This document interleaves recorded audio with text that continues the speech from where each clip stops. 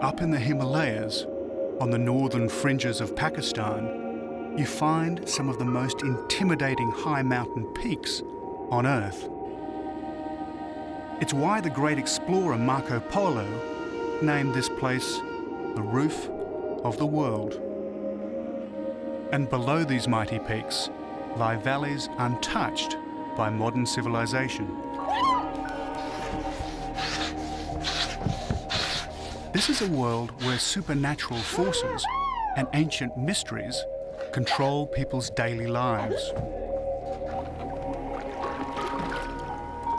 One valley in particular has captured the imagination of the world. A place so perfect, so harmonious, that it brought health, long life, and enlightenment to all who lived there. To find it, I must climb rugged mountain peaks, cross glaciers and snowfields, as I search for the truth behind Shangri-La.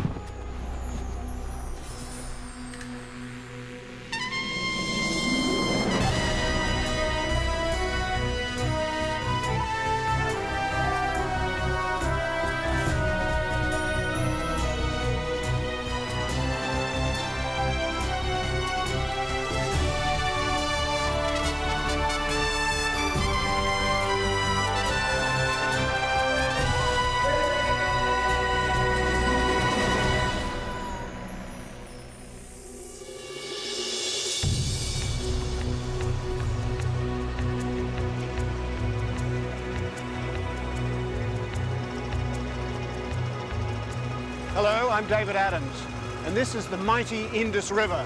It flows from high in the Himalayas down across Pakistan, and up near its source, there's supposed to be a place called Shangri-La.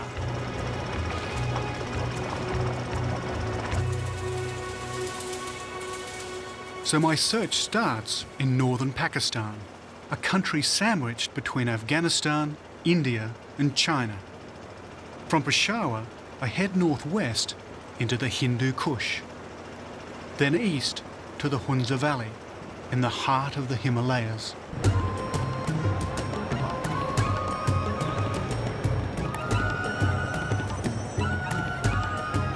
Peshawar is a frontier city, and that's what its name means, frontier town.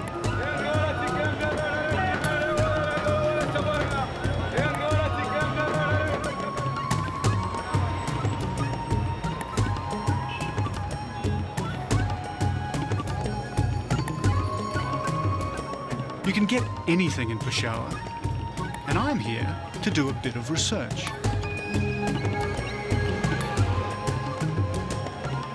I'm looking for a book called Lost Horizon, a British novel that provides the inspiration for my journey.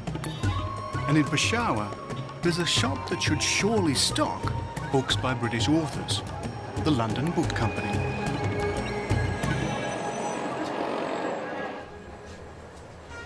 Lost Horizon is an escapist fantasy about a utopia hidden somewhere in the Himalayas. It was written in the 1930s by James Hilton, and it quickly became a bestseller. Basically, it's the story of 4 travellers escaping from war-torn Afghanistan who get lost in the Himalayas. They're rescued and taken to a Buddhist monastery called Shangri-La. There, they find a modern-day utopia, a haven of peace and harmony, a place where people live to be over 200 years old. Their adventure starts in a plain high over the Himalayas.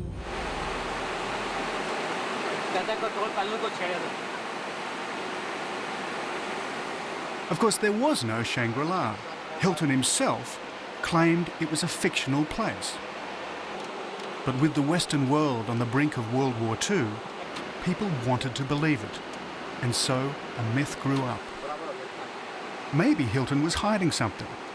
Maybe Shangri-La was inspired by a real valley, somewhere down there.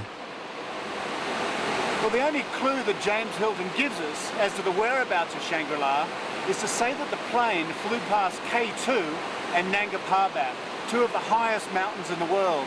After that, It simply disappeared.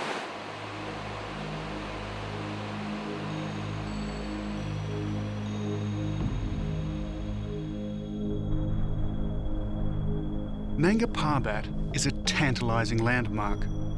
But for anyone who survived an aeroplane crash in the 1930s, the chances of survival up here would have been slim. They'd have had to trek through deep snowfields and treacherous glaciers. They'd have had to breathe in a rarefied atmosphere at altitudes of 20,000 feet, 6,000 metres or higher.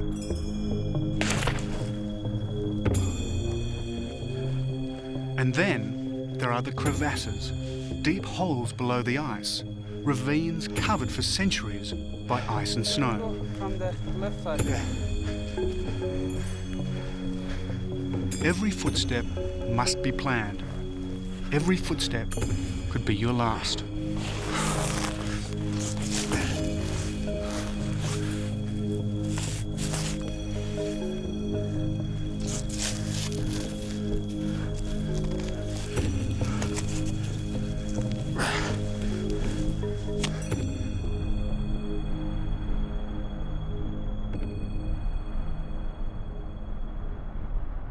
Nanga Parbat is the mountain that was James Hilton's last connection with reality.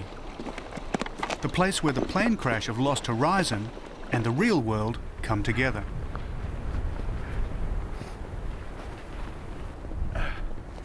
Well, we didn't quite make it to the viewpoint of Nanga Parbat. The snow's getting a bit too deep, and I can tell you it's very cold. I'm sounding a bit funny because my mouth is freezing up. This is about minus 20. This is, without doubt, one of the most extreme places on Earth.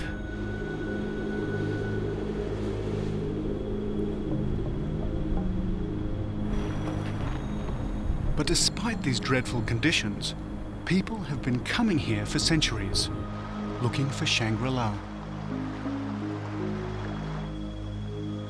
The first was Alexander the Great. 2,500 years ago, his armies came in search of the Fountain of Youth.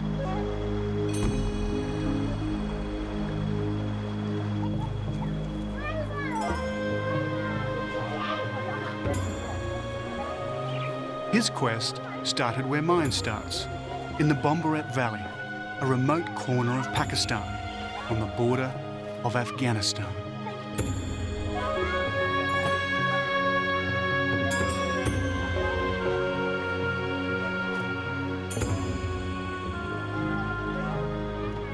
This is the home of a remote mountain tribe called the Kalash. It seems a very peaceful life here. Yeah. Before my guide Jinnah takes me to see the living Kalash, he takes me to see the dead. This is what's left of their graveyard, bones and coffins scattered by grave robbers and vandals. The reason? Pakistan is an all-Muslim country, and the Kalash are the last surviving non-Muslim minority. It's very old and it's broken. For 1,000 years, their Muslim overlords have called them Kafirs, the non-believers. Oh, really? As a result, they are an oppressed people. This desecrated graveyard, just one example of their persecution. These were not Kalash people who took away the bones, No, Kalash don't take. but Islamic people. Yeah. Once 80,000 of them lived in this valley. Today, there are barely 2,500.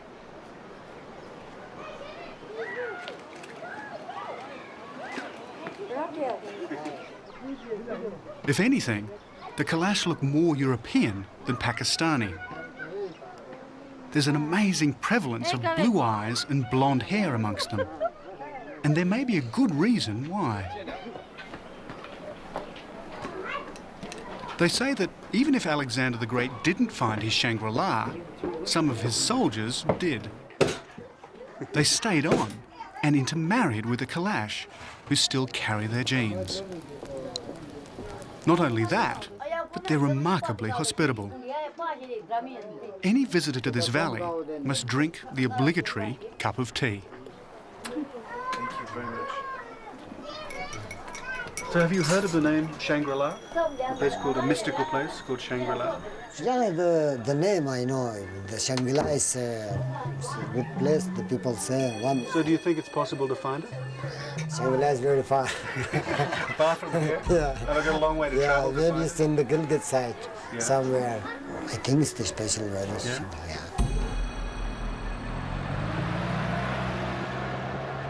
So if I'm to find Shangri-La, I must seek elsewhere. I cannot stay long in this beautiful valley. Jinnah is heading south to Chitral, and there's an event on in town that he wants me to see. But there's another, more compelling reason why I must keep moving. As the great snow-clad peaks glow in the alpine light, they send out a chilling warning. Winter is approaching. My search for Shangri-La will be a race against time, as the early snows of the Himalayas threaten to cut me off and imprison me in this remote corner of the Hindu Kush.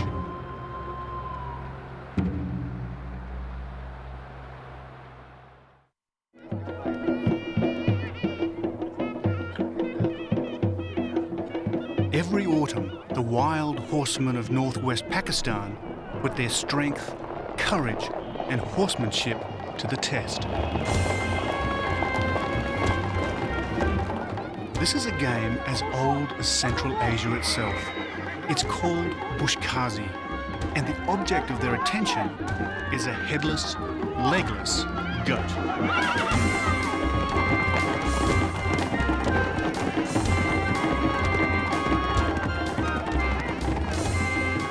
I'm in the frontier town of Chitral, up near the Pakistan-Afghan border.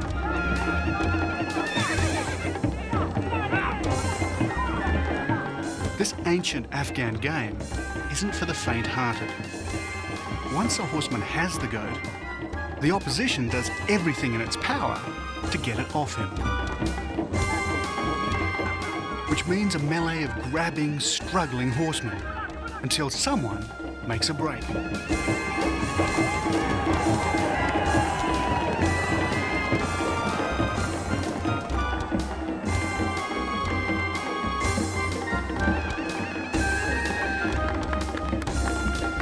As far as I can see, there are few rules. Anything goes. Jinnah tells me a lot of old scores are settled on the Bushkazi field.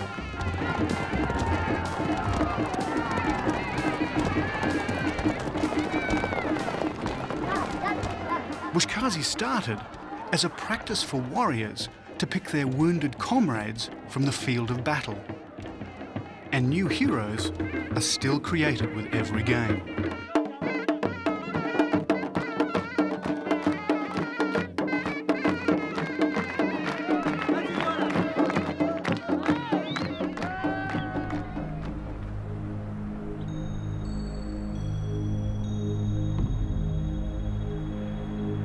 But if I'm to find Shangri-La, I must keep moving.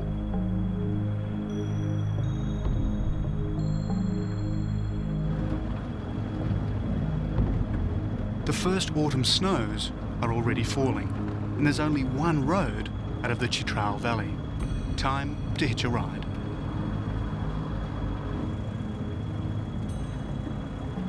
We're just coming up to the Lowry Pass, which is about 2,800 metres high. About 4 or 5 months of the year, it's cut off by metres of snow. And that's what makes these valleys so separate from each other and why the cultures are so different, because you just can't travel for many months of the year. It should be open now, even though it's November and the snows have started to fall, but you just never know in this country if you can get through or not. I've now left the Hindu Kush, and I'm entering the Himalayas proper. My destination is the Swat Valley. That's if we ever get over this pass.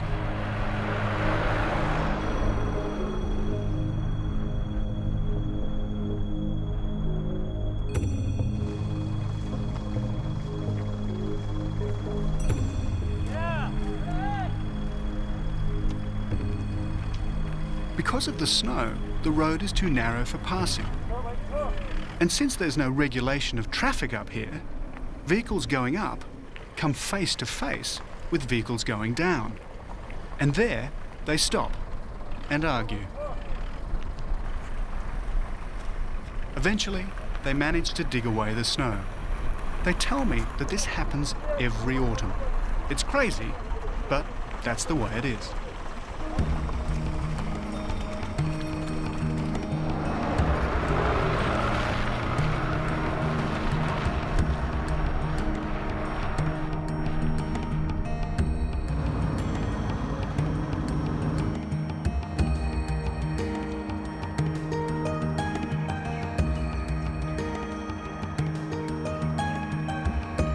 Well, we made it, but it was slow, nearly 8 hours to travel just 50 miles, or 80 kilometres.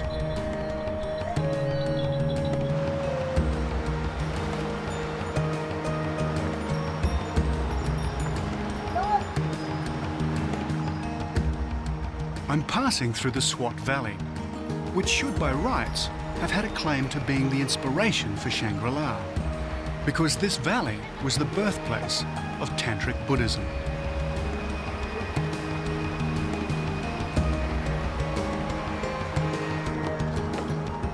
Not that long ago, there were over 1,400 Buddhist monasteries in this one valley alone.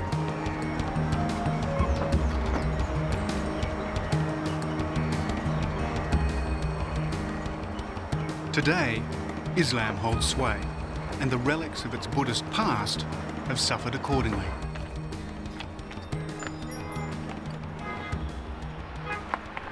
This is one of the sadder realities of this part of the world. This was once a Buddhist civilization, and these sculptures are all over the place. But sadly, because in Islam you can't portray a deity, they stone them, hence all the stones around here. It's one of the sadder things about this part of the world.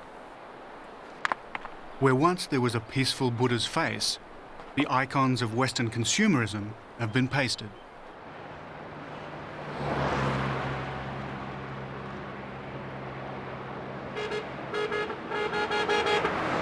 So how did James Hilton envisage Shangri-La? The words of Lost Horizon come flooding back.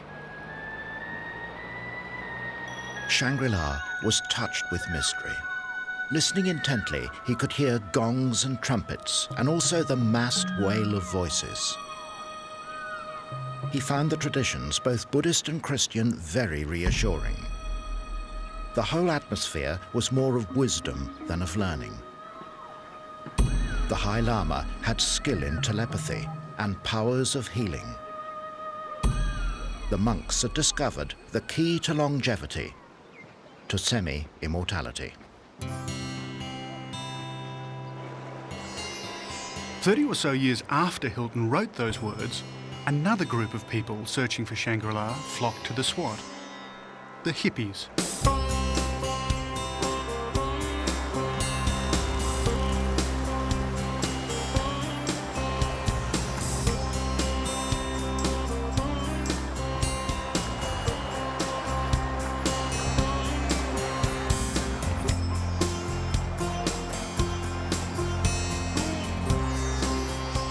This was one of the stopping off points on the hippie trail, leading from San Francisco to Kathmandu. In fact, the Swat's always been something of a haven for foreigners. 100 years ago, the British came seeking relief from bustling towns like Peshawar. It was they who stocked its rivers with trout.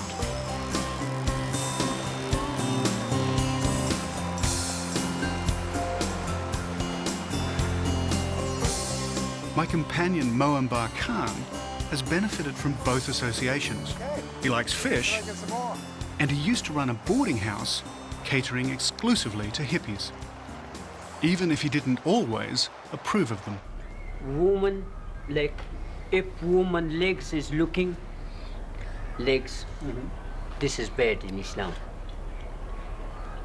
When the woman here looking, this also bad in Islam. But if you take your trouser out and you put short trouser, and when you walk now, also the people put you stone or say, look, this stupid man. So if I was wearing short pants, would they throw stones at me? Yes. And they're thinking, "Pa, you very bad man." Yeah. Because like you, like animal, no understand. Go in the street and no clothes.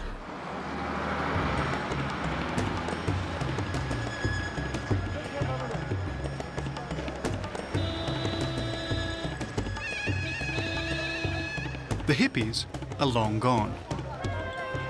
Free love and Islam were never going to mix, nor were the guns.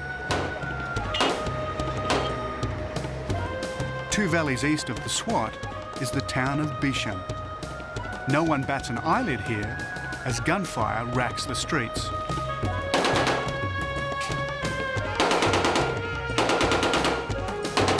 Guns are a way of life.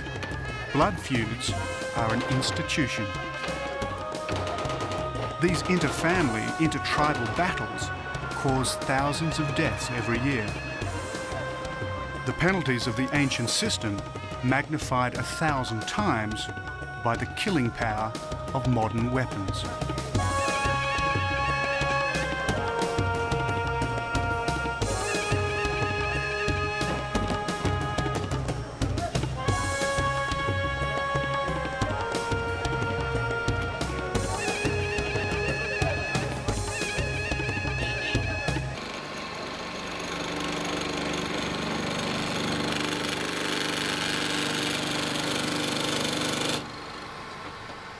Machine guns, rifles, shotguns, pistols, all made right here, despite what the labels say. It says made in Italy here. Not made in Italy, made in Bishan.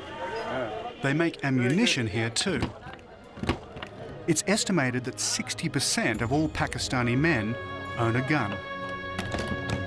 In fact, more children will learn to use a gun here than will finish school. So, a valley that makes so many deadly weapons is hardly a place of harmony and boundless peace. Like the hippies, it's time for me to go. But my next stop is hardly Shangri-La either. I'm about to come face to face with the supernatural at a Pakistani exorcism.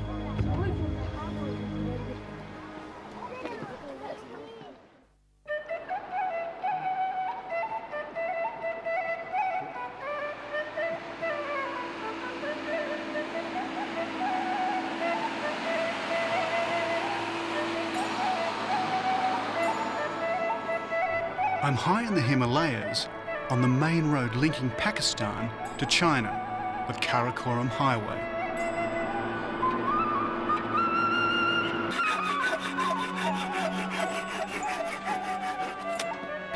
Each year in Pakistan, they hold a competition to see who's got the most beautifully painted truck.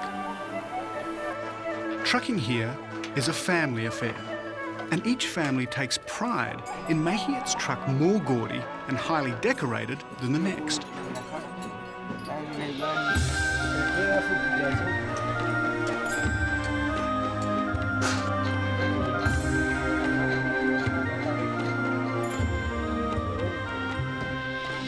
But there's a religious side to it too. The paintings are spiritual, symbols that will hopefully protect their trucks from the dangers of the road. And it's in one of these mobile art galleries that I hitch a lift up the Karakoram Highway. The highway takes me deep into the Karakoram Ranges, a part of the Himalayas which boasts some of the world's highest peaks.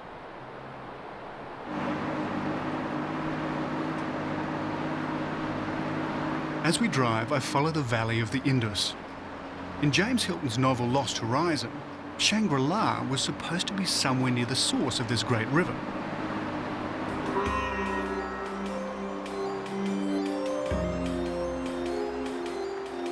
So in theory, if I follow the Indus Valley, I should find Shangri-La.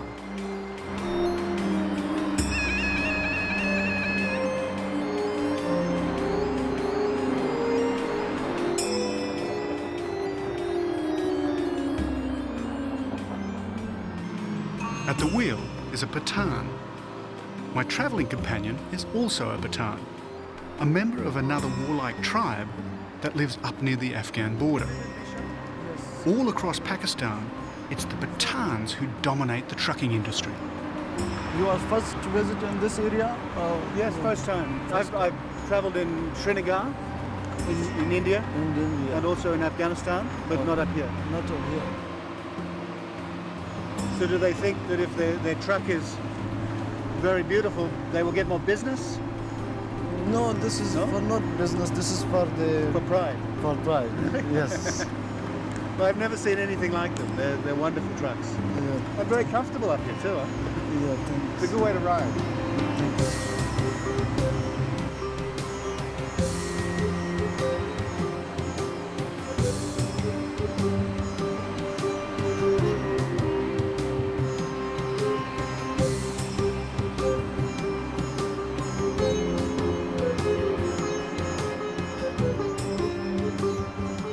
The higher we go, the closer we get to the roof of the world, the lofty Karakoram Ranges, where the world's second highest peak, K2, reaches over 28,000 feet. That's over 8,500 metres.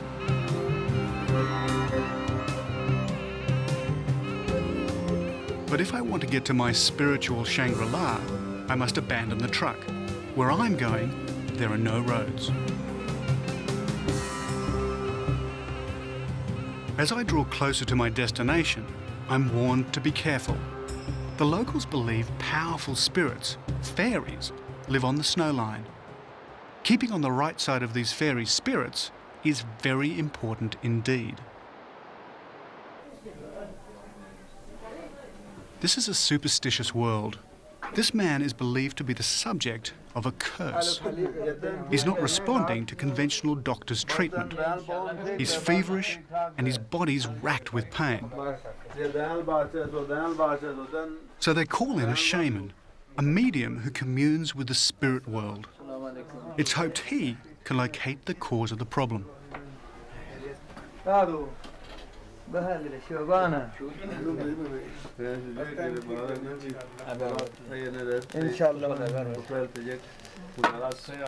The shaman inhales smoke from smouldering juniper leaves.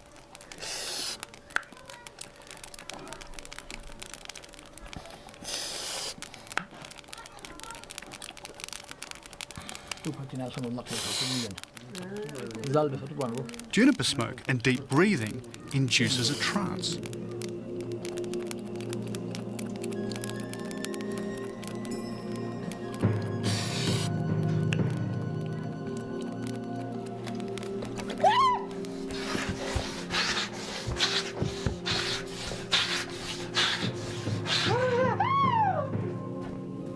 This seems almost theatrical, not real, but it's not to be taken lightly.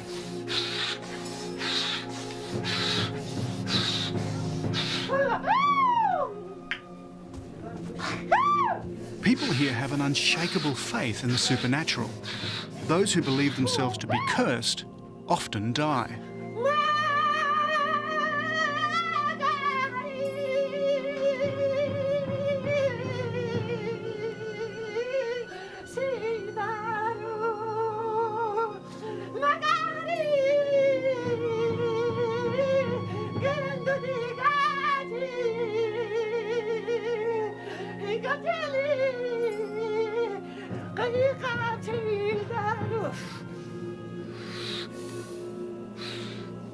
All at once, the shaman runs outside. At first, I admit I suspect a trick, but the ground is undisturbed.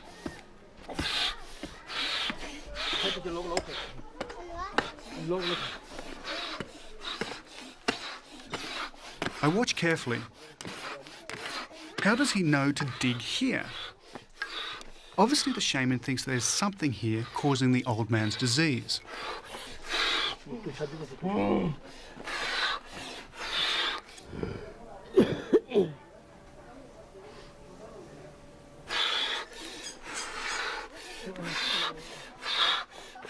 And then he finds it. A piece of skull wrapped in a rag. An evil spell placed by an enemy. A curse.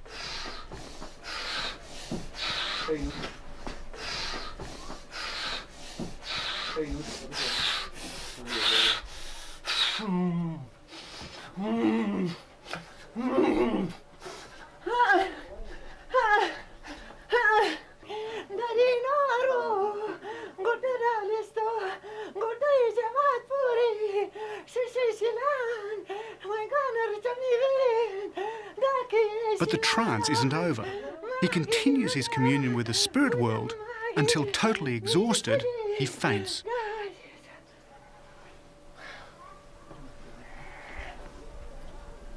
I was told that a few days later, the old man started to show signs of recovery. As for the shaman, his job isn't over yet. Tomorrow, in an extraordinary public séance, he becomes a prophet for the whole village. Maybe through his otherworldly contacts, he can help me find my Shangri-La.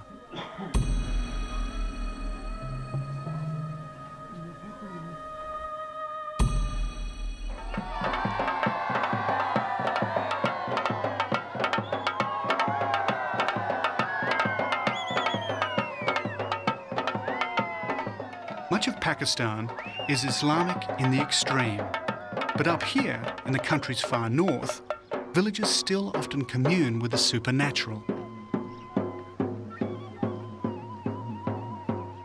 Today the shaman uses his spiritual powers to establish contact with the dreaded mountain spirits. He's trying to find out what they have in store for the village for the rest of the year. I'd have to say, I've never photographed anything like this before. Never seen anything like it anywhere I've travelled. Once more, the juniper smoke does its work, inducing a deep trance in the shaman, who's now hallucinating.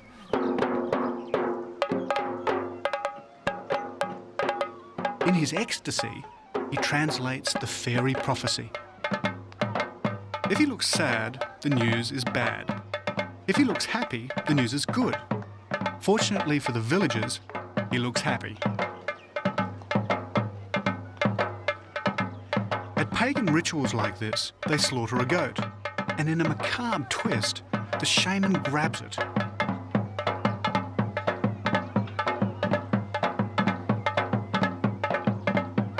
Here, the blood of a goat's head is said to be fairy milk.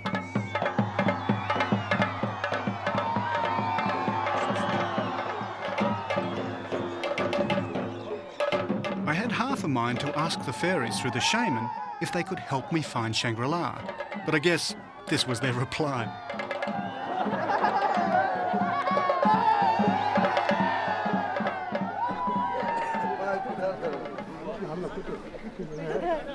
The trance lifts. The shaman leaves his fairy world and is back in the world of reality, and totally exhausted.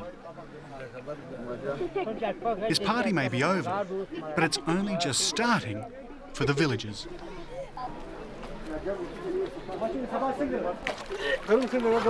As he washes the blood from his face, they celebrate the fairy message. It'll be a good season and a prosperous year for the farmers of this valley.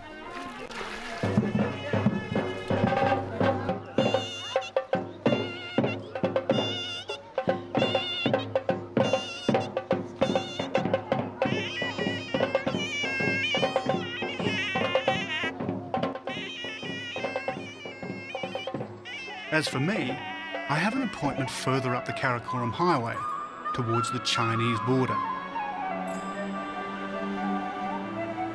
My destination, Gilgit.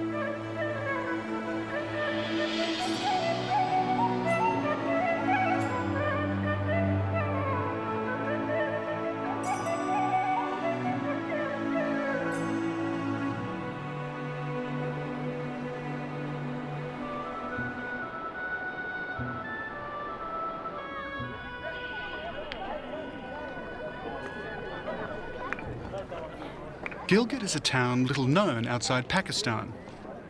However, to the locals, it's known as the home of a game which has become associated throughout the world with the rich and famous. Polo. Oh, I know. I'm just, I like to get a horse to know me before I get on him. He smells me and he knows me. It's good. Let's just take these down a bit.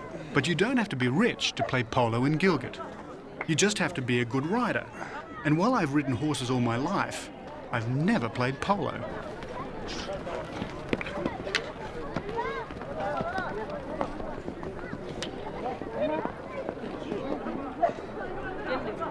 Actually, the game had its origins in Persia, but it was Gilgit that gave it its name. Polo means ball in the local language, and hitting a polo isn't easy.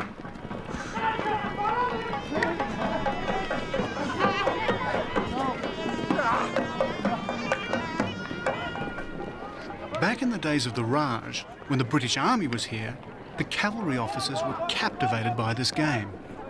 That's how polo travelled to England, and then on to the rest of the world.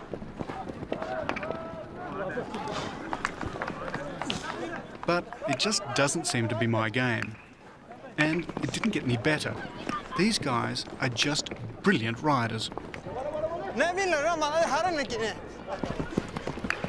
Come on, David, come on. Stop playing, hurry up. Make it. Come on, David, go on. So you have to play a forceful shot. Well, at least I got to hit the ball once. Well, I can't say I've done anything like this. Most fantastic game, just I'm really bad at it.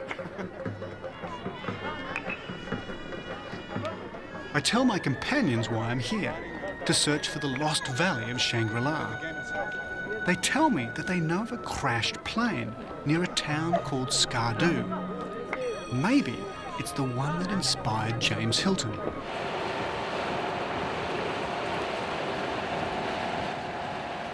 According to Hilton's novel Lost Horizon, Shangri-La was supposed to be near the headwaters of the Indus River. It's also supposed to be somewhere not too far from the mountain Nanga Parbat. That makes Skardu a candidate.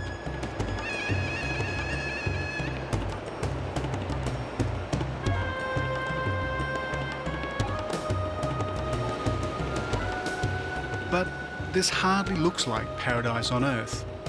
The Upper Indus Valley is one of the most barren places I've ever seen. It's also Kashmir, disputed territory, land claimed by both India and Pakistan. A war zone is an unlikely setting for Shangri-La.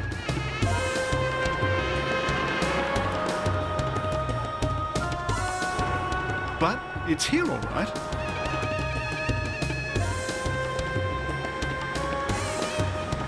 It's a 1970s theme resort.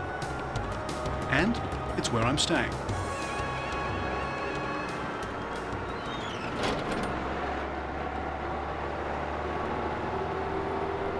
As we drive closer, there's the remains of the crashed plane I was told about. The buildings have a Buddhist air about them, but closer inspection reveals that my journey is far from over.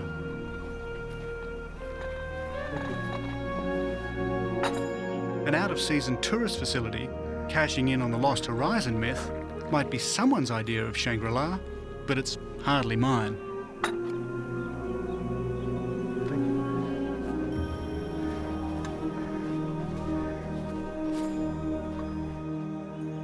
Mind you, the lake does lend an air of peace, and after 10 days on the road, this tea is wonderfully therapeutic. And as this commercial Shangri-La works its relaxing charms, I plan the last leg of my journey. Tomorrow, I travel to the Hunza Valley, a place where people live to be well over 100 years old, and where I find my own private Shangri-La.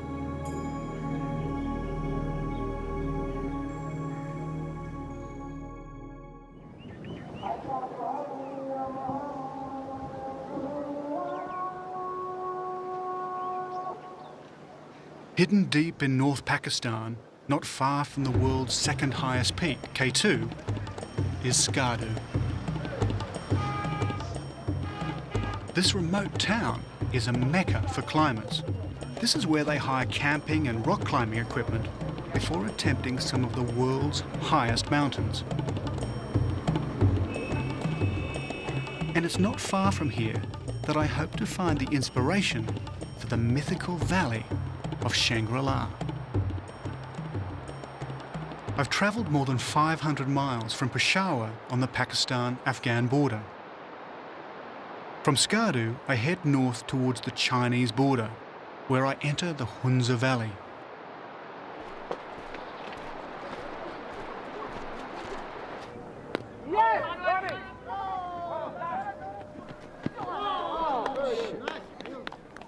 But first, a game that's penetrated the remotest corners of the old British Empire: cricket.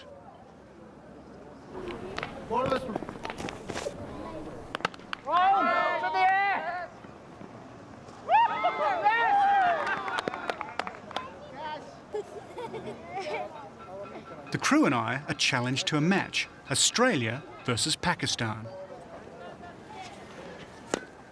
And it's not long before they have us on the ropes.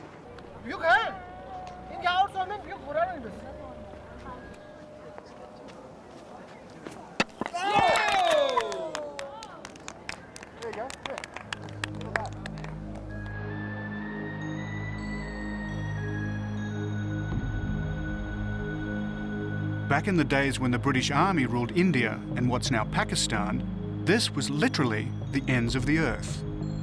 Or the earth as the British knew it some 70 years ago.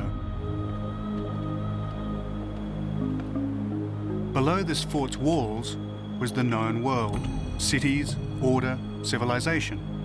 Beyond was the great unknown, the setting for James Hilton's Lost Horizon.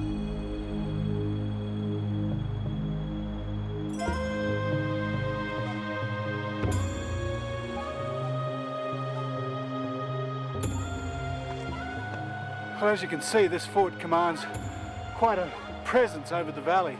These were actually the last bastions of the British. Beyond here, it was unknown. And when James Hilton wrote his book in the 1930s, if anybody travelled even this far, it was eminently possible that a place like Shangri-La could exist, because no one knew what lay beyond.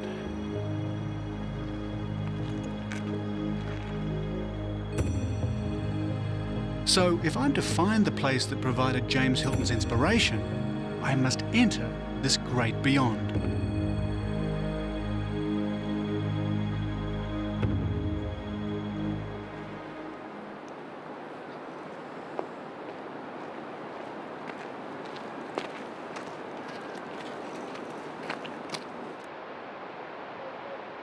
The Hunza Valley is on the other side of these ranges. The roads are rocky and few people pass this way, or certainly the way I'm going.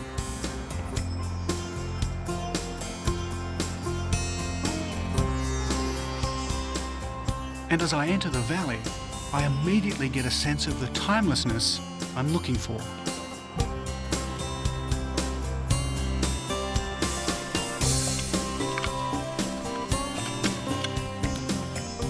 So what other clues are there? It's beautiful and there's an air of peace to it. There's also a great many old people. In fact, the Hunza is legendary for its healthy old population.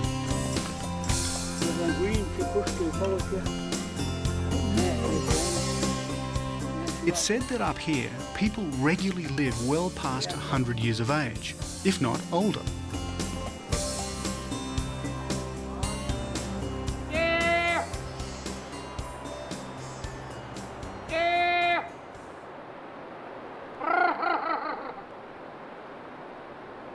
But if this is the Valley of Shangri-La, there must be a Buddhist monastery.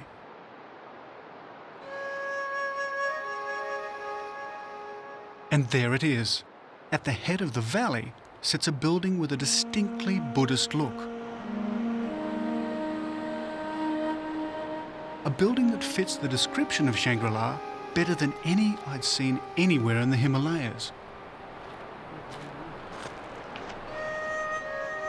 Seeing it first, it was indeed a strange and half-incredible sight. A group of pavilions clung to the mountainside with the chance delicacy of flower petals impaled upon a crag. An austere emotion carried the eye upward to the grey rock bastion above.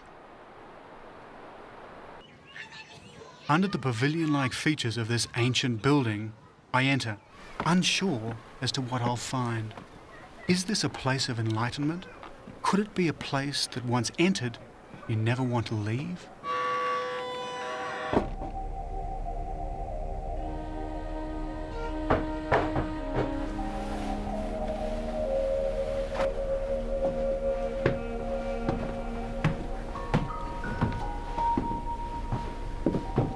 I sense I'm alone, and then again, I'm not sure.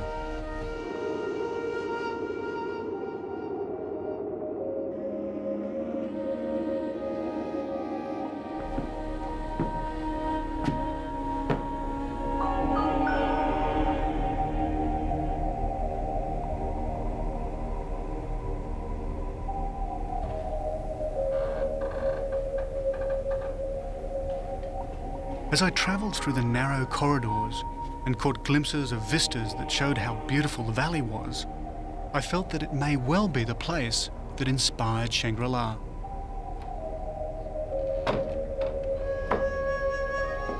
In the book, the travellers who finally arrived at Shangri-La always had a sense that they were being watched, that the monks and other residents never had more than a faint physical presence.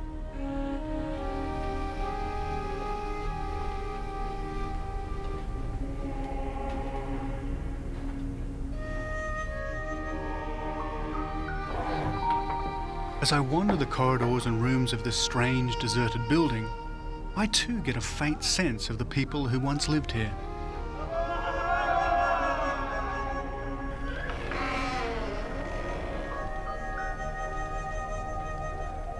History relates that this fort was built in the 15th century by a family that ruled the Hunza. When a daughter got married, craftsmen came here from Tibet to create the beautiful buildings seen today.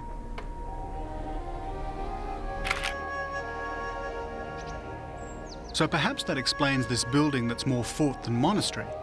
But the question remains, was this the inspiration for James Hilton's fantasy called Shangri-La? As I read on the terrace above the valley, as if by magic, the answer appears. Ijaz is the custodian of this building. He's lived in the Hunza all his life. If anyone knows of its links to the Shangri-La myth, surely he does. Before the arrival of British, this was an independent kingdom. Finally, the British were fearing of a possible Russian movement through this valley down to India. That is why we had a battle with British troops in December 1891. And so what happened after the British came? Did it change? No, until 1938. Probably this was the time when James Hilton, the writer of... So you think he came here? I suppose he came here. So this might have been what he designed Shangri-La as? This might have been an inspiration for writing his famous novel. Yeah?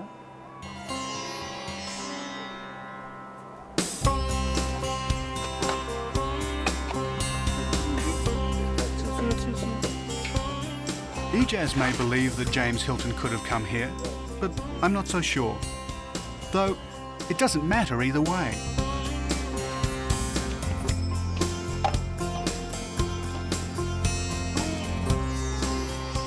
I set out on this journey knowing that Shangri-La was the invention of a master storyteller, and it does no harm to believe that heaven could exist on earth.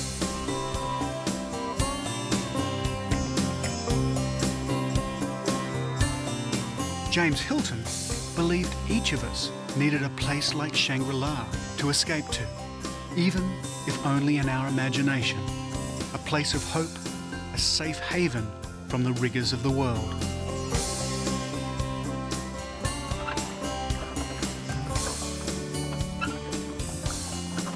So for me, this has been as much a search for inner happiness as it's been an external journey to find Shangri-La, my heaven at the ends of the earth.